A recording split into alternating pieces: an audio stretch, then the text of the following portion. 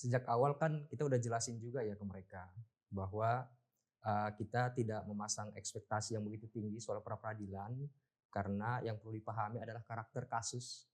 Karakter kasusnya ini kasus politik. Kalian adalah tahanan politik. Ini kasus bukan kasus murni gitu. Jadi ada hal lain yang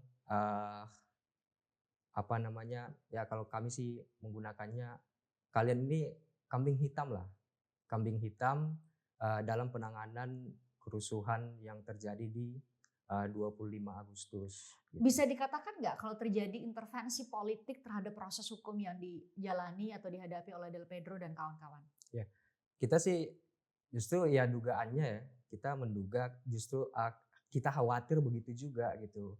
Nah kalau memang itu benar-benar terjadi gitu kan, itu udah ya hampir udah nggak ada lah keadilan nanti buat 4 orang tersangka ini gitu.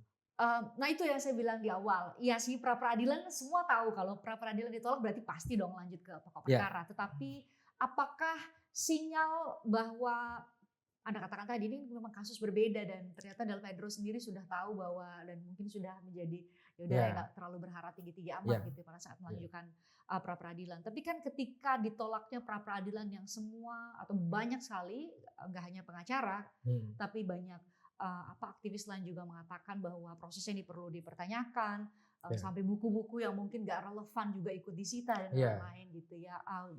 Banyak mungkin yang berharap bahwa pra peradilan ini bisa diterima.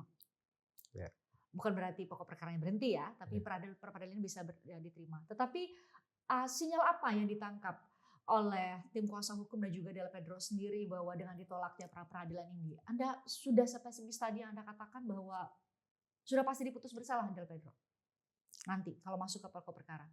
Ya kalau kita lihat dari segi politik hampir ada besar kemungkinan seperti itu kan. Tapi kalau saya sebagai pengacara ditanya secara bukti, secara hukum, apakah Anda yakin Del Pedro akan bebas? Saya yakin 100% pasti bebas di pokok perkara. Bahkan di pra peradilan sekalipun kemarin, kalau berdasarkan hukum, berdasarkan bukti, 100% pasti bebas. Karena penetapan tersangkanya dilakukan dengan cacat prosedur.